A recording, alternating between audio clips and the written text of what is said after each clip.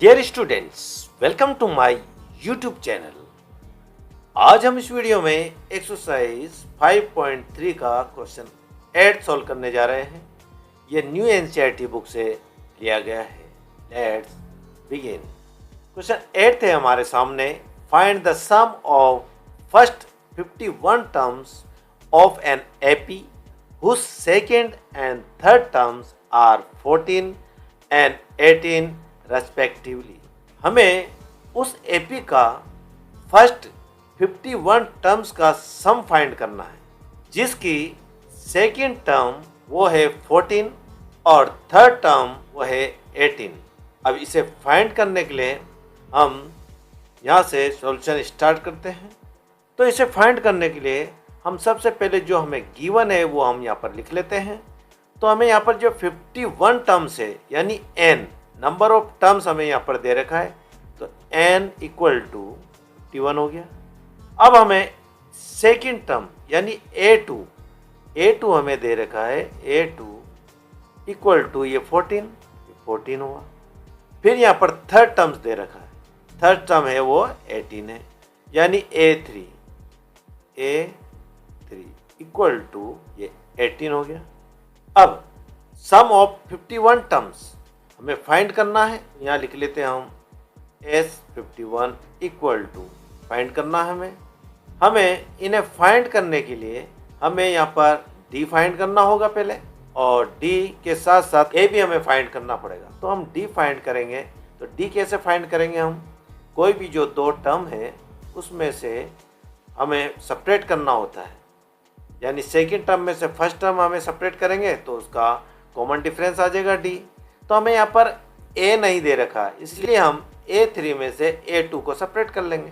तो यहाँ हम लिख लेते हैं D इक्वल टू A3 क्या है हमारे पास 18 माइनस A2 हम सेपरेट कर लेंगे, यानी सेकेंड टर्म को सेपरेट कर लेंगे।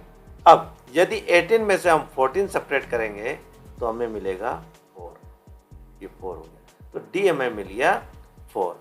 अब आसानी से हम ये जो A की वैल्यू भी हम फाइंड कर लेंगे।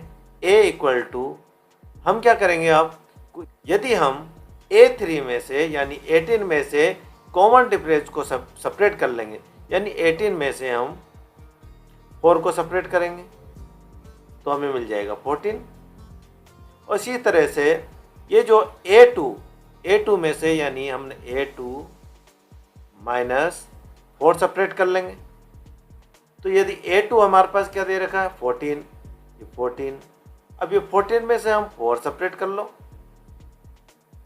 तो ये आ गया हमारा 14 में से 4 सेपरेट हमने करा तो मिल गया हमारे को 10। तो A आ गया हमारे पास 10। तो A की वैल्यू भी हमारे पास आ गई, फर्स्ट टर्म भी हमें मिल गया है। अब आसानी से हम ये जो सम हम फाइंड कर सकते हैं। तो सम का फॉर्मूला हम यहाँ पर लिख लेते हैं, Sn equal to n upon 2a plus n minus 1 d, और ये ब्रैकेट n की वैल्यू हमने यहाँ पर देखी थी वो है 51, यहाँ पर लिख ले 51 इक्वल टू n की वैल्यू है 51 अपॉन 2 ब्रैकेट 2 a की वैल्यू हमने अभी फाइंड करा 10, मल्टीप्लाई में हम 10 कर लेते हैं, प्लस n की वैल्यू है 51, ये 51 माइनस 1, और d की वैल्यू हमें फाइंड करा था हमने ये 4 हो गया, इक्वल टू 51 अपॉन 2। अब ये 2 को 10 से मल्टीप्लाई कर लेंगे तो 20 हो गया, प्लस 51 में से 1 सेपरेट कर लेंगे 50 हो गया। अब 50 को 4 से मल्टीप्लाई करेंगे हम तो हमें मिलेगा 200 इक्वल टू 51 अपॉन 2। अब हम यहाँ पर ये ब्रैकेट है, इसकी जगह हम मल्टीप्लाई का साइन लगा सकते हैं, मल्टीप्लाई का। अब ये दोनों को हम ऐड कर लेंगे, 20 और 200 को ऐड करेंगे तो 220 हो गया। अब हम इसको 2 से कैंसिल हो सकता है, तो 2 1 जा 2, 2 1 जा 2, 2 1 जा 2, और ये 0 लगा 110 हो गया, इक्वल टू अब 51 को 110 से मल्टीप्लाई कर लेंगे तो हमें मिलेगा 5610 और हमने ये 51 टर्म्स का जो फर्स्ट टर्म्स है 51 टर्म्स का हमने सम फाइंड कर लिया है और यही इसका आंसर है। इसी के साथ क्वेश्चन 8 कंप्लीट होता है। Thank you very much for watching.